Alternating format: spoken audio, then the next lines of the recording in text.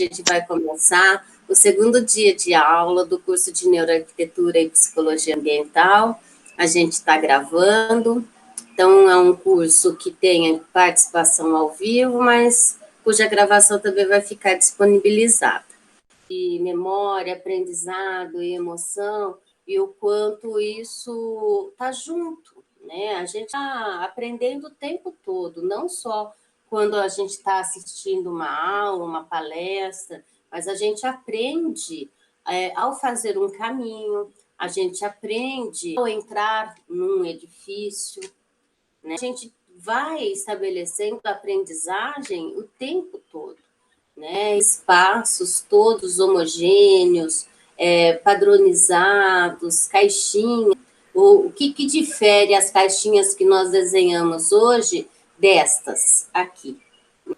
Então, o que vai rolando? Vai rolando tudo isso. Ah, mas não existia isso antes, né, da máquina a vapor? Claro que existia tudo isso, né? Só que como nós reagíamos, né? Antes do século XIX, como eram tratadas as pessoas deprimidas? Histerias, irritações, agressividades eram regra. O duelo era algo assim honroso, era muito na base da força. Não só questões universais, mas também culturais, modificam a nossa maneira de ver e sentir nossa relação com o ambiente. Questões que dizem respeito a esse estilo de vida e as relações que acabamos desenvolvendo com o meio ambiente e que são altamente contraditórias e que são patologizantes, ou seja, nos adoecem, né? O normal é adoecer no mundo de hoje, infelizmente, né, gente? Então, esse narcisismo, ele acaba sendo exacerbado com as novas tecnologias de informação e comunicação, ou aumentou a sociabilidade? Um número muito grande de pessoas, né, vivem rotinas e fazem todos os dias as mesmas coisas, e isso é altamente insatisfatório, né? Porque o ser é criativo, e se ele é destituído das oportunidades de ser criativo, ele entra em conflito com ele mesmo. E a criatividade necessitando presente. Ou seja, se nós não estamos plenos no nosso presente, vidas com base em medicamentos. Justamente essa união, ela reage, né? Ela é uma reação a essa hiperespecialização que nós tivemos. Não existe só mais causa e efeito, né? O mundo está muito mais complexo, concebemos o mundo de uma forma mais sistêmica e com sistemas que se modificam entre si e cujos resultados não são sempre previstos.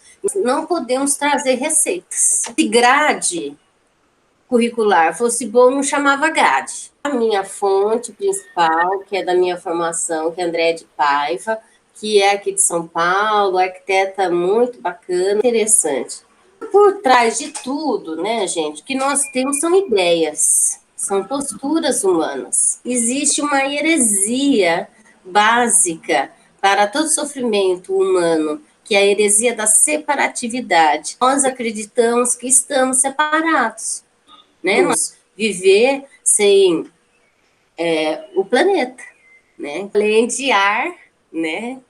Resíduos, carbono, oxigênio, água, muita água, na mesma proporção que a Terra. Olha que coincidência, não? Somos muita água e vivemos a partir de todas as cadeias alimentares que existem no planeta como ele é, né? Com a atmosfera que ele tem, na posição distante do Sol que ele tem, né? Com os ventos e as correntes marítimas que ele tem.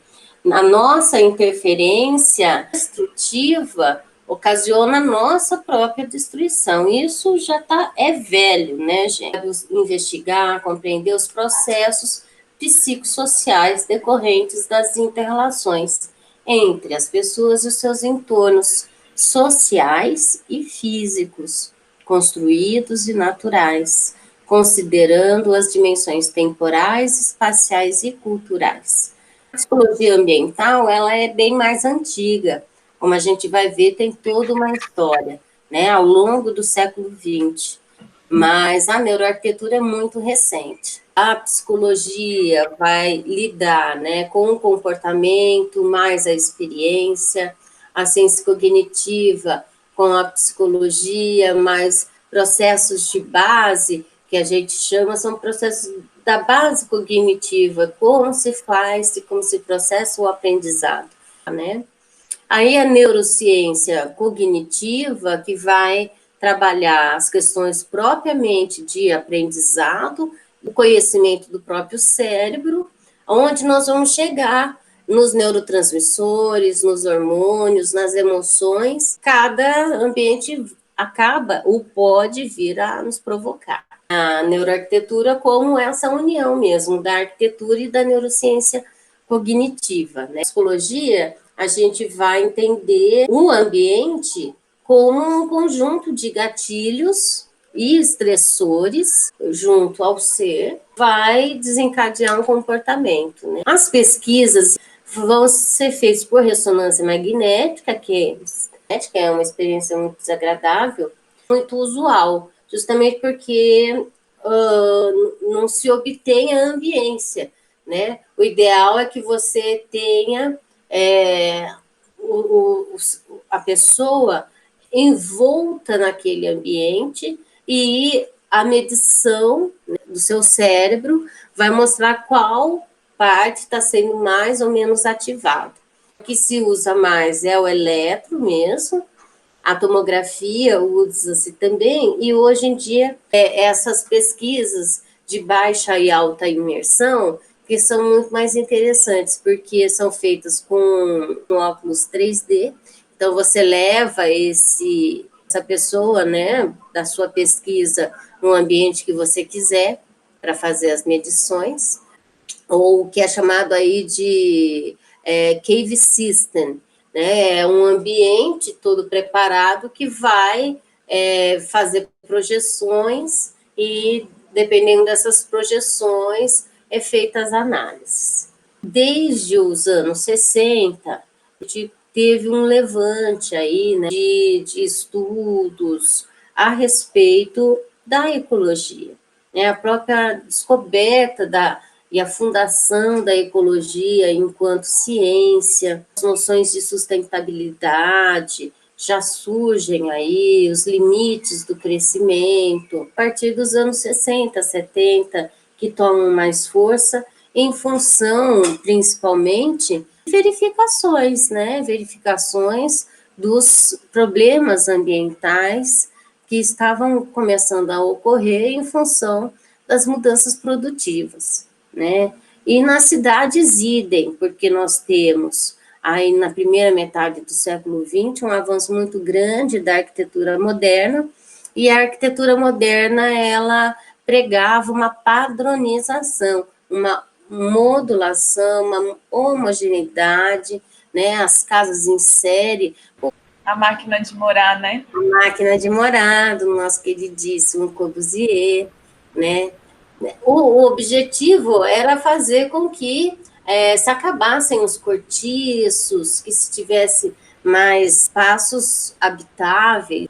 Nós reagimos muito mal com relação às padronizações. Frente às padronizações, as nossas próprias intervenções acabam sendo mais drásticas, né? Então, se eu sou obrigada a usar aquele mesmo uniforme escolar todos os dias, o que eu vou fazer? Eu não posso modificar a minha roupa. Hoje eu quero vestir rosa, não posso, tenho que usar uniforme. Hoje amanhã eu quero vestir azul, não posso, tenho que vestir o uniforme. Aí eu começo a usar maquiagem, aí eu começo a usar acessórios. Por quê? Porque de alguma maneira eu tenho que falar, olha, essa máquina aqui é minha.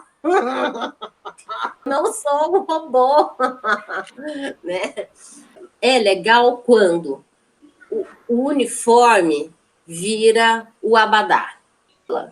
Mas quando é algo up-down, não. Né? Rachel Carson com a Primavera Silenciosa, é que vai fazer a grande revolução. As questões urbanas, na voz da jornalista Jamie Jacobs, né, que se contrapôs muito fortemente à estética modernista, nos trazendo uma série de questões que são muito interessantes e em voga até hoje. Né, hoje a luta é entre os conservadores e os conservacionistas. Os conservadores são exploradores. O conservacionismo é uma visão da natureza que é o contrário dos conservadores, é anti-exploração. O que a Jane vai nos dizer? Vai nos dizer que a cidade feliz, a cidade saudável, é aquela que tem os olhos da rua, né? Porque as pessoas estão na rua, ou seja, não conseguem te assaltar, porque tem muita gente cuidando de você, cuidando da sua vida. Nas grandes cidades, o que é esse atributo de mais liberdade e impessoalidade, que faz com que a gente mal conheça os nossos vizinhos, de andar, de cuidar da tua vida de uma maneira negativa, né, dos antigos, mas, e que hoje não existe mais tanto, muito em função, porque está tudo nas redes sociais. Se antigamente ia para a praça, o que ia falar? Ia falar da vida dos outros. Agora, tem as redes sociais, que é o quê? A vida dos outros. Aonde que fica o ponto do meio aí, né, de um equilíbrio? Uma comunidade mais estruturada, todos se conheçam, mas mantenham distâncias saudáveis. Use o mesmo sacolão, o mesmo supermercado, tenha redes de ajuda mútua, com fachadas ativas, ou seja, olha, eu tenho um prolongamento da calçada para dentro do meu edifício, né? Na minha calçada, eu não tenho só calçada, mas eu tenho vendedores, eu tenho outras pessoas passeando, comprando, tenho gato, cachorro, eu não tenho só pomba. Então, ela vai se contrapor aos excessos de padronização, assim como de segregação funcional. Então, a quem serve? Serve o carro, né? E essa pessoa motorizada, né? Se eu estou muito distante de um supermercado, eu tenho que pegar o carro para ter esse supermercado, né? Então, há essa contraposição e, a partir de então, nós defendemos, obviamente, as áreas mistas, né? As áreas mistas são aquelas onde eu vou ter diversos usos compatíveis. Mas, com áreas mistas, eu tenho mais vida urbana, de dia e de noite. Aqui parece que é construção, mas já é ruína. Verdade. Então, o que está por trás, né, de um conjunto habitacional que nem recebeu o acabamento e já está trincando?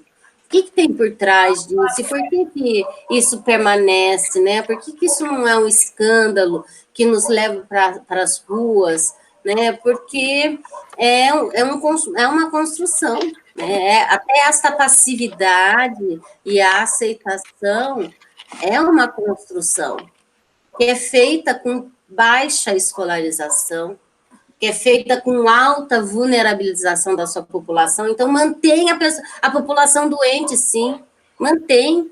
Por quê? Porque a população doente é fragilizada, se sente vulnerável, e vulnerável ela é refém.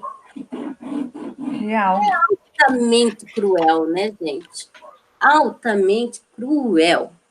O ser humano constrói o espaço e o espaço também constrói o ser humano. Se sentir pertencente é algo muito mais importante do que nós imaginávamos. De que maneira eu e o espaço, nós temos uma relação. Em muitos casos, deve ser subjetiva, afetiva. Para termos esse sentimento de pertencimento, é necessário nos fixarmos. Mas a gente sente o ar à nossa volta. A gente sente quando o ar se movimenta, né? É que a gente não treina. É o que eu sempre digo, a gente tem que tirar um tempinho para ouvir a grama crescer. Então, a territorialidade é aquele espaço, né, que vai ter uma significação independente de onde ele esteja. Por exemplo, uma embaixada. Mas, para além disso, é um fenômeno que nós temos a partir do momento que há uma demarcação. Ou seja, nós precisamos de espaços de encontro, né? Em função esse hiperindividualismo que vai se desenvolvendo com a modernidade, nós precisamos voltar nossas faces para as nossas relações sociais, familiares, comunitárias, de uma forma integral. Até que ponto, né, todas essas patologias, elas não estão relacionadas, sim, né, com essas ausências na nossa relação com o espaço, né? O Hermann Hertzberger, que é um cara incrível, arquiteto holandês, e vai nos trazer, num livro dele chamado Lições de Arquitetura, uma série de questões que são neuroarquitetura pura.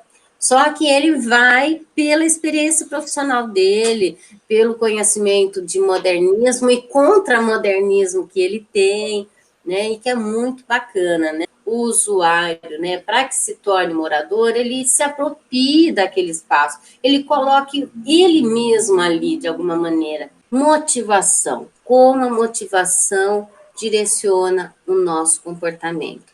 Estados motivacionais criam uma espécie de tensão, às vezes até um desconforto, que eleva o nível de alerta do indivíduo e dispara a execução de uma sequência ordenada de comportamentos dirigidos ao objetivo de gerar prazer ou dissipar a tensão e o desconforto iniciais, né, de uma necessidade não satisfeita. Né? Notificação é algo que faz o quê? Te tá sempre te alimentando alertas, né, para que você se motive a olhar o celular, a entrar na rede social, etc, né? Aquele papo todo do dilema das redes, assistam. Estou sendo vigiado all the time. All the time. O Kurt Lewin, né, e ele é oriundo da Gestalt, né, a Gestalt que vai estar trabalhando uma série de elementos importantes dentro da percepção visual, né, muito aplicado na publicidade, nas artes e no marketing, e vai nos dizer que o comportamento, efetivamente, ele é uma função, né, uma função da soma do que pertence ou que é pertinente à pessoa, somada ao que é pertinente ao meio, né? O ambiente é uma variável que pode influenciar nossa ação, nossa percepção, nosso estado mental, isso é, nós podemos apresentar diferentes comportamentos e percepções dependendo das características físicas do lugar onde nos encontramos. Nós reagimos de maneiras diferentes em ambientes diferentes e nem todos responderão de forma semelhante ao mesmo espaço. Por isso que são todos esses fatores, né? E o Kurt Lewin, ele vai ter essa teoria de campo, que é muito utilizada na psicologia ambiental, que vai falar, né, desse espaço vital ou ambiente psicológico, que é a totalidade de fatos que determinam o comportamento de um indivíduo num certo momento, né? Esse espaço vital representa a totalidade de possíveis eventos e inclui a própria pessoa e o seu meio ambiente. Então, só essa única equação nos mostra a complexidade, né, de que quais as forças impulsionadoras e restritivas que eu vou modular ali dentro para obter o comportamento que eu quero, né? Dentro do ambiente psicológico, as pessoas, os objetos ou mesmo qualquer coisa mensurável pelo indivíduo podem adquirir valências que determinam um campo de forças psicológicas. Objetos, pessoas ou coisas com valência positiva tendem a atrair o indivíduo e com valência negativa a afastar o indivíduo. Então, essa atração e repulsa são vetores, forças que interagem, levando a pessoa a determinados comportamentos. Quando um ou mais vetores atuam no mesmo campo, o comportamento é gerado por uma resultante de forças e pode ser bloqueado por barreiras, impedimentos, obstáculos, ou modificado de acordo com a alteração nas valências. Valência positiva. Então, é algo que eu gosto sempre de falar em paisagismo. Olha, você quer fazer um espaço para meditação dentro do parque. Então, como que você vai fazer esse espaço para meditação? Você tem que levar elementos atrativos para esse público, o público que medita. Ou quando eu vou querer uma valência negativa? Quando eu quero realmente afastar o público daquele ambiente. Um exemplo é mobiliário anti-mendigo. E existe dentro e fora, né? Porque as rodoviárias, os aeroportos, eles vão ter espaços que é para você não dormir. Só que em muitos casos você precisa fazer o quê no aeroporto? Dormir. Oi? O que está acontecendo, né? Então, a gente tem uma que é o G, que vai falar o quê? São não lugares. Rodoviária, estação de trem, né, estação da luz, são não lugares. Por quê? Porque é um lugar que é só um sobreposto de lugares de circulação. Tem o Tom Hanks, sempre o nosso queridíssimo Tom Hanks, que fazer um filme, né, e que ele mostra claramente que você não consegue morar no aeroporto, né? Mas dentro disso tem muito mais, né? É para você não se apropriar, né? É altamente antiético, né? Seja na psicologia, seja na arquitetura, né? E existe uma relação grave entre densidade populacional e agressividade em função do sequestro da amígdala. Por quê? Porque se eu me sinto ameaçado de alguma maneira e eu tenho espaço de fuga, eu fujo. E se eu não tiver, eu luto, né? Porque é aquilo, né? Eu me sinto ameaçado, a amígdala vai lá, sequestra o córtex. Faz você parar de pensar, porque pensar demora, né? E você tem que agir rápido. Então, você para de pensar e você reage. E a reação, ela vai ser sempre violenta se você está em grandes aglomerações, tende a ser, né? Ou desesperada, né? Ou você vai buscar fugir e, em muitos casos, essa fuga pisoteia, né? Porque é irracional. Porque o sol tem que entrar, gente. Porque o sol é só benefício. De shopping center. Dependendo a maior parte, né, 99% do shopping center, você entra ali, você não sabe mais se está chovendo, se não está, se caiu uma bomba, se não caiu. Porque ali é para você consumir. Esquece de pensar, né? Então, essa privação sensorial, né, ou a falta de relação do ambiente externo, o ambiente interno, é muito deletério. Por quê? Como nós vimos na primeira aula, tem muito mais tempo, né, que a humanidade vive outdoor, né, vive fora dos ambientes confinados, né? Então, existe um processo de adaptabilidade que o nosso corpo sofre para fazer, para estar em ambientes confinados e sem relacionamento com o ambiente externo, né? O Camilo City eu até trouxe aqui porque ele vai falar sobre essas questões de agorafobia e claustrofobia, aí já no comecinho do século XX, mas do ponto de vista artístico, histórico das cidades, é muito legal. Mas aí ele fala, né, não com base na ciência, mas na observação, né, que as praças mais interessantes são aquelas que têm justamente mobiliário. Ou seja, se tem um banco, a tendência é que você vá e senta naquele banco. Ou se você tem um espaço muito amplo, né? Como, por exemplo, o Ministério de Educação e Saúde, né? Que ele é todo cheio de pilotis, planta livre, e se a gente joga muita gente para ficar solta ali naquele espaço, a chance de a gente ter um número muito grande de pessoas encostadas nos pilotis, nos pilares, é muito grande. É como se a massa atraísse a massa. É muito legal, né? Embora não seja astronomia, né? A gente não esteja falando de física, mas é muito interessante isso. Então, né? E o quanto essa padronização ou homogeneidade vai nos trazer estresse por confrontar a singularidade de cada um de nós, né? Então, ambientes mais criativos ou menos entediantes é um canal fundamental, né? E aí os estímulos multissensoriais, né? A importância de termos diversas cores, né? E muitos estímulos táteis, auditivos, que sejam positivos, né? Então, aqui ainda, né, a questão da luta e fuga. Então, nossa, gente, né? Que é isso aqui, né?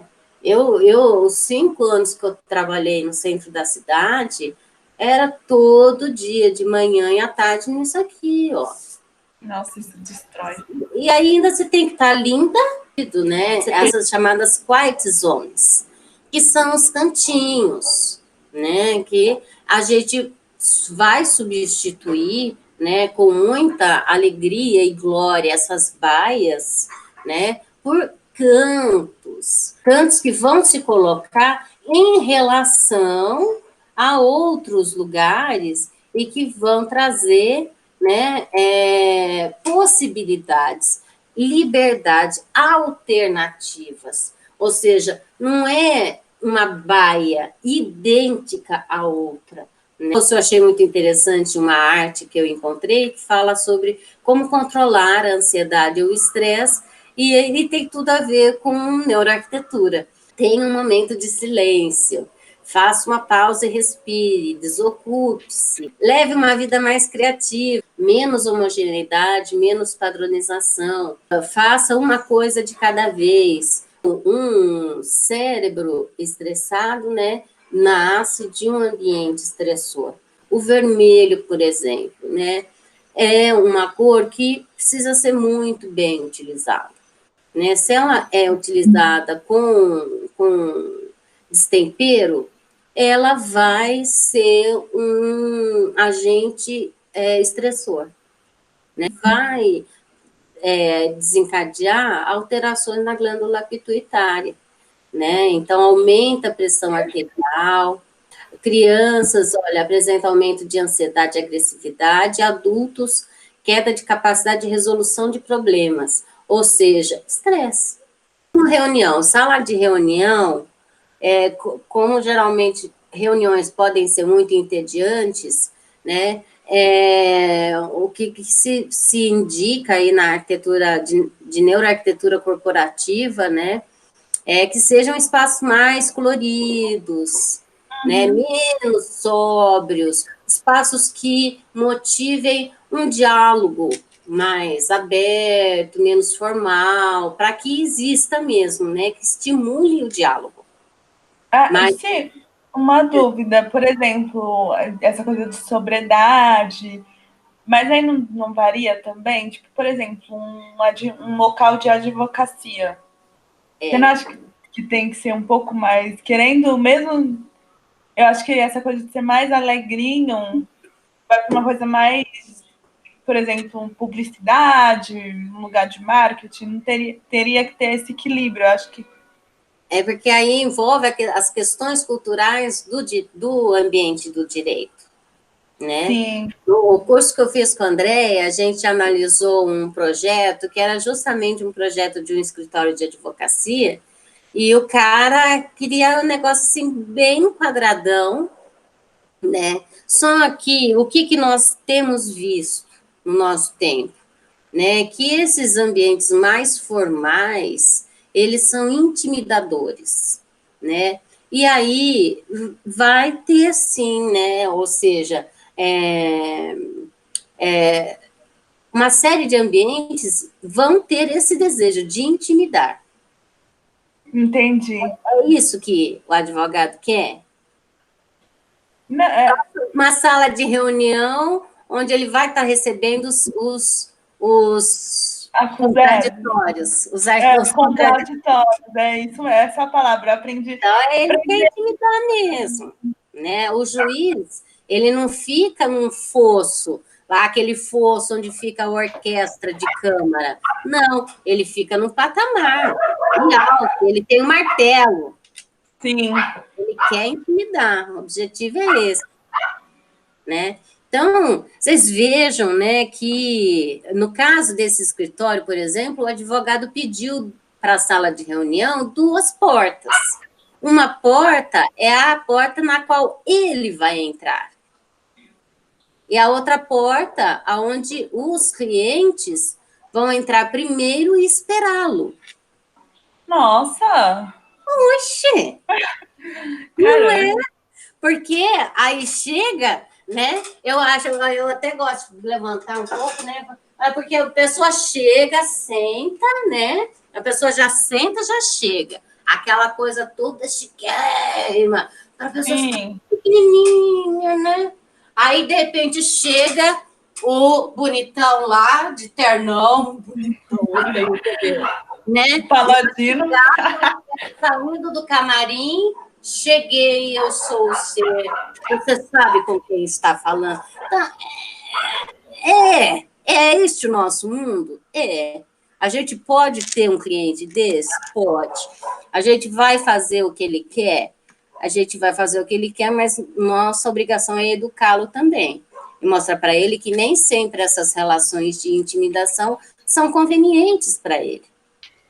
Sim, aí a gente. O cliente dele, que é culpado, só que vai contratá-lo, né? Ele tem que saber, ele tem que ter abertura desse cliente. Se o cliente ficar muito intimidado, o cliente não vai falar a verdade com ele.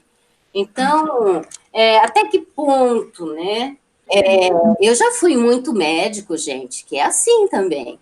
Você chega no consultório, espera lá um tempão, né? Passa por 2 secretárias, você entra no consultório, ele não está lá ainda. Ele chega, tcharam, oi, que náusea, né? Eu acho uma náusea desgraçada. De que maneira a gente vai poder fazer que você possa manter essa prática, mas de uma forma menos constrangedora ou menos intimidadora, né? Que dá muito medo, porque são seres com muito poder e muito pouca igualdade no coraçãozinho, né? A arquitetura, ela sempre, ainda hoje, serve às elites, né? É um serviço caro, né? E só que nessa é mantido um padrão que não é o desejável, né? O desejável é que tenhamos relações mais igualitárias, percebe? Entendi. Então, o ambiente Google gosta de cor, o ambiente conservador gosta de tons de cinza. Sim, tons mais fechados, mais. Fechados, no máximo, pastéis, né? E com elementos que vão estar significando sempre poder. Então, a arquitetura, ela sempre vai estar nessas representações. Né? Quando o cliente, e isso acontece muito, né? Ele não respeita a tua posição de autoridade. Não respeita. É como se você fosse no médico e falar, olha, doutor, eu tenho gastrite, o senhor pode me dar a receita do omeprazol? É isso. Ué, então, só o que eu estou fazendo aqui, né? Então, em muitos casos, o cliente, ele já vem com a revista Arquitetura e Construção e fala, ó, eu quero assim.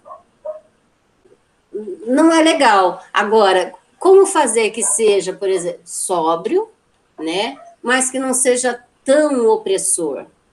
Então, a gente vai, né? Se o cliente, ele de fato te contratou ciente de que ele não sabe arquitetura, né? Aí ele pode ao menos te ouvir, né? Mas em muitos casos ele acha que você é só uma enxada. Carteira, né? A carteira sem vergonha, né? Que a gente não consegue nem fazer a mudança da cadeira, né? A cadeira vai junto com a mesa, né? Então, nem esse distanciamento a gente bem militares.